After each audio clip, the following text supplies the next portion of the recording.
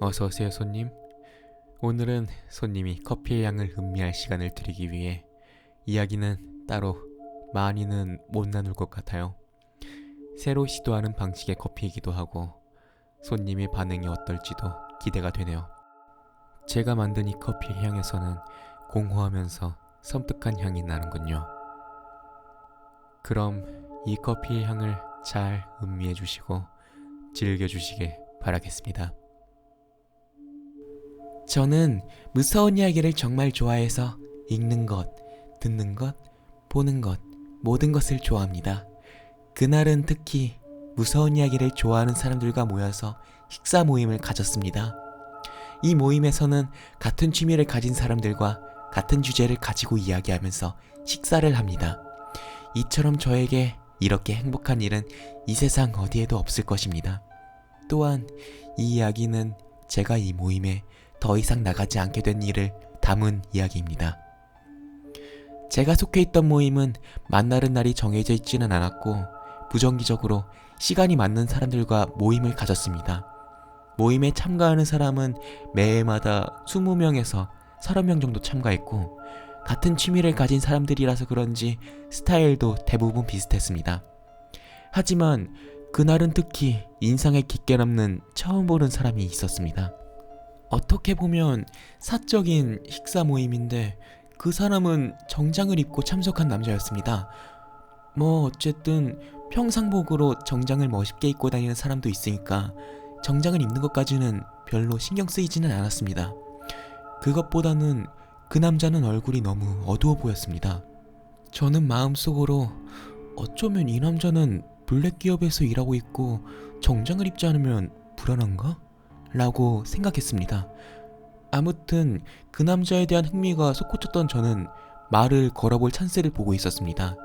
그러자 곧 찬스가 찾아왔습니다. 모임이 시작되자마자 그 남자가 제 옆에 온 것입니다. 저는 바로 그 남자에게 말을 걸었습니다.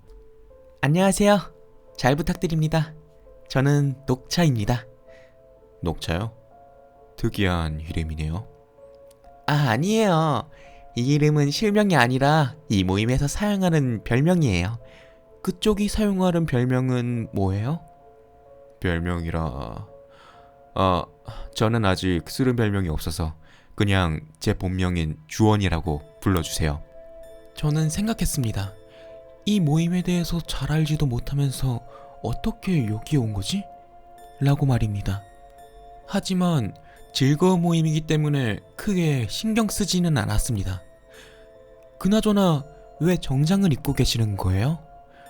말하자면 길어요. 그래도 들으실래요? 그렇게 남자는 말하기 시작했습니다. 저에게는 학생 때부터 사귀던 여자아이가 있었어요. 제 개인 사정이라서 말하기는 부끄럽지만 정말 멋진 여자였습니다. 예지라고 하는 여자였습니다만 누구에게나 착하면서 미인이고 얼굴이 너무 예뻤어요. 남자가 예쁜 여자를 보면 얼굴이 밝아진다고는 하지만 그 여자는 특별했어요. 비정상적으로 예쁘고 인기가 많았습니다. 저 말고 다른 사람들도 그렇게 느꼈을 것입니다. 저와 그녀의 만남은 사회인이 돼서도 이어졌고 결혼을 전제로 만남을 이어갔습니다. 저희는 영화관에 가서 영화 보는 것을 좋아해서 그날도 재밌을 법한 영화를 골라서 함께 보러 갔습니다. 그 영화관은 큰 건물 안에 있는 3층에 위치해 있습니다. 그래서 엘리베이터를 타고 올라갔습니다. 지금 생각해보면 저희 둘은 아직 젊었기 때문에 계단을 이용하는 것이 좋을 뻔했습니다. 엘리베이터에는 저희 둘과 어떤 남자 이렇게 3명이서 탔습니다. 그러자 이상한 일이 벌어졌습니다. 엘리베이터에 같이 탑승했던 남자가 저와 예지의 사이에 억지로 끼어들면서 저를 옆으로 밀쳤습니다. 저는 당황했고 그 남자는 예지에게 말을 걸었습니다. 이야, 오랜만이네. 예지야, 나 기억해? 갑작스러운 일로 인해서 당황했지만 예지는 저보다 더 당황한 것 같았습니다. 예지가 그렇게 당황한 것도 이해가 갑니다. 그 남자가 멋대로 예지에게 계속 말을 걸었거든요. 기억하지 못해도 상관없어. 나만 너를 기억하고 있다는 건 내가 너를 정말 좋아하고 있는 거야. 나는 광진이야. 보육원에서부터 중학교까지 함께였잖아. 그 남자가 자신의 이름이 광진이라고 말하고 잠깐의 정적이 흐른 후 예지는 광진이라는 남자를 기억하는 듯 보였습니다만 이 상황은 너무 이상했습니다. 광진이? 아, 기억났어. 근데 왜? 예지가 그 남자에게 대답하자 그 남자는 어이없을 정도로 황당한 말을 했습니다. 너를 데리러 왔어. 우리 결혼하자, 예지야. 보다 못한 저는 그 남자의 무례한 행동에 화를 냈습니다. 에이, 네가 뭔데? 도대체 너 뭐야? 저는 그 남자의 멱살을 잡고 이 어처구니 없는 상황을 따지기 시작했습니다. 그러자 또 남자가 말했습니다. 너야말로 누군데? 예지를 먼저 좋아한 건 네가 아니라 나야. 알겠어? 그 남자는 어처구니 없는 말을 계속 이어갔습니다. 저는 이 상황을 계속 이어가면 시간 낭비라고 생각했기 때문에 엘리베이터 문이 열리자마자 예지 손을 잡고 엘리베이터 밖으로 나갔습니다. 광진이라는 남자는 예지의 이름을 부르면서 말했습니다. 예지야, 꼭 데리러 갈게. 그 남자는 끝까지 알 수 없는 말을 내뱉었습니다. 이 상황이 너무 어이가 없어서 영화를 볼 맛이 나지 않았습니다. 그래서 저희는 영화를 안 보고 주차장에 있는 차로 돌아가면서 말했습니다. 아이, 그 사람 도대체 누구야? 다시 생각해보니까 예전에 우리 같은 보육원이었고 중학교까지 같은 학교를 다녔지만 친분은 별로 없었던 사람이야. 예지는 이런 말을 하면서 몸과 목소리가 떨리고 있었습니다. 그 남자가 갑자기 기이한 행동을 하는 바람에 무리도 아닙니다. 앞으로 다시 그 남자를 마주치지 못하도록 경계해야겠다고 생각했습니다. 다음날 언제 그랬냐는 듯이 저와 예지는 평소와 같이 일어나서 회사에 일을 하러 갔습니다.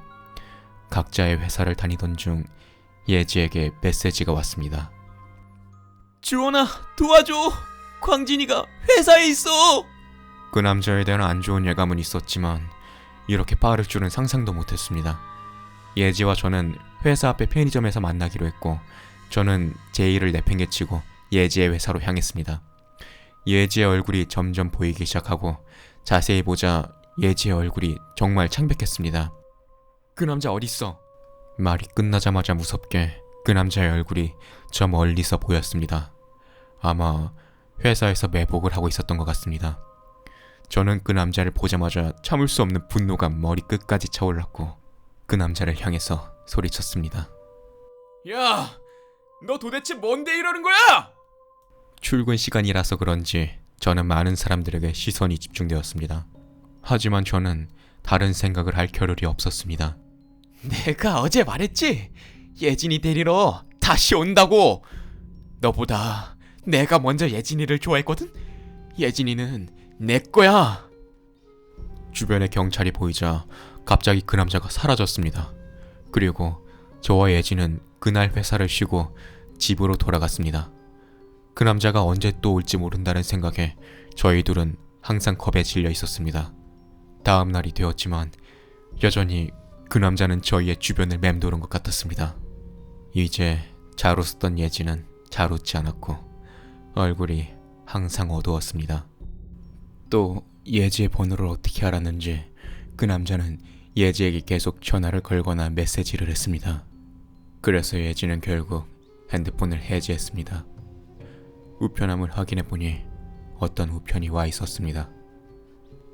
그 우편에는 그 남자가 예지를 도찰한 사진과 어렸을 때 보육원과 학교에서 함께 찍은 단체 사진이 있었습니다. 예지는 회사도 그만두고 날이 가면 갈수록 신경이 날카로워졌습니다. 저희는 이 상황이 지속되는 것이 너무 힘들었기 때문에 그 남자를 찾아서 해결하자는 결론을 내렸고 그 남자에 대해서 찾기 시작했습니다. 하지만 이상하게도 그 남자의 정보는 어디에도 없었습니다. 예지의 동창생들에게 연락해서 물어봐도 그 남자의 존재를 잘 알지 못했기 때문입니다. 그리고 어느 날 예지와 저는 공원에서 산책을 하고 있었습니다. 그런데 찾아도 찾을 수 없었던 그 남자가 저희 앞에 나타났습니다. 예지는 비명을 질렀고 저는 그 남자에게 말했습니다. 이제 제발 그만하자. 그만? 내가 그냥 포기할게. 지쳤던 저는 이게 유일한 방법이라고 생각했습니다. 거짓말이지? 나를 버리는 거야? 정말 저는 이제 너무도 지쳐 있었습니다. 그러던 중 그 남자가 말했습니다. 칼을 사용하면 되잖아. 그 남자의 손을 자세히 보니까 칼을 들고 있었습니다. 그냥 이 칼로 나를 죽이면 간단하잖아. 그 남자는 그렇게 말하면서 저에게 칼을 건넸습니다. 이미 지쳐있고 이성적 판단을 제대로 못하고 있는 저는 그 남자에게 칼을 건네받자마자 곧바로 그 남자의 배를 향해 내리꽂았습니다. 그러자 제 손은 피로 인해서 따뜻해졌습니다. 그 순간 그 남자는 바닥에 쓰러졌습니다. 누가 신고했는지 구급차가 달려왔고 그 남자는 구급차에 옮겨졌지만 이미 죽어 있었습니다. 저는 그렇게 살인 혐의로 긴 시간 교도소에 복역하게 되었고 예지가 면회를 자주 왔었는데 항상 이런 말을 했습니다. 광진이가 아직도 나를 찾아와. 저는 그 말을 들을 때마다 사실 의미를 몰랐습니다. 긴 시간이 지나고 저는 교도소에서 나오게 되었습니다. 며칠 전 예지가 연애 와서 했던 말이 생각났습니다. 출소 축하해. 네가 좋아하는 갈비찜 만들어 놓고 기다릴게. 저는 기쁜 마음으로 출소 후 바로 집으로 향했습니다. 집 문을 열은 순간 저를 반긴 것은 목을 맨 예지의 싸늘한 식치였습니다. 테이블에는 저를 위해 준비한 갈비찜과 예지가 쓴 편지 한 장이 있었습니다. 편지의 내용은 저를 사랑한다는 내용과 예전에 죽었던 광진이라는 남자가 귀신이 되어서 자주 찾아오고 아직 끝나지 않았다는 내용이었습니다. 편지를 모두 읽고 절망에 휩싸인 저는 건물 옥상에 올라가서 투신해서 죽었습니다. 제가 항상 양복을 입고 있는 이유는 언젠가 예지를 다시 만나게 된다면 바로 프로포즈를 할 수 있게 준비하고 있는 거예요. 상당히 긴 시간 정장 입은 남자의 이야기를 듣고 있었던 것 같은데 시간이 별로 흐르지 않았습니다. 그리고는 정장 입은 남자는 말했습니다. 그럼 저는 이만. 그 남자는 가게를 나갔고 저는 왠지 멍한 느낌이 들었습니다. 그 모임이 끝난 후 그 다음날 저는 정장 남자의 이야기를 모임 사이트에 공유했지만 모두의 답변은 이상했습니다. 정장 입은 사람? 무슨 소리 하는 거야? 그런 사람이 있었나? 어제 모임에서 녹착 씨에게 말을 걸어도 대답이 없길래 어디 아픈가 했는데 녹차 씨가 기분이 안 좋아 보여서 다들 걱정했어요.